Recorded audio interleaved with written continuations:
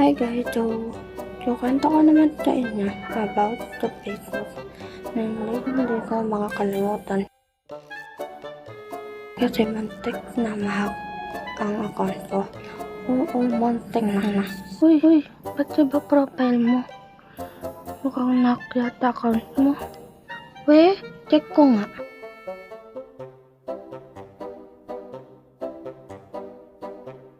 Hala, oo nga, ba't ganun iba profile? Mukhang nahack nga yata. Pati name, iba na din. Hala, paano to?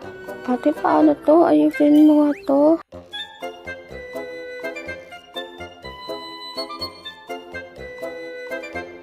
A few moments later. Ito na, tapos na.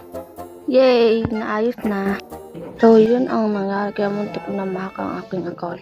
Kaya wag kayong magpipindot ng kung ano-ano sa Facebook. Baka mahack din ang account nyo. So, yun lang. So, kung nakaabot kayo na hanggang dulo, paki-like and subscribe na din ang video na to. Thank you!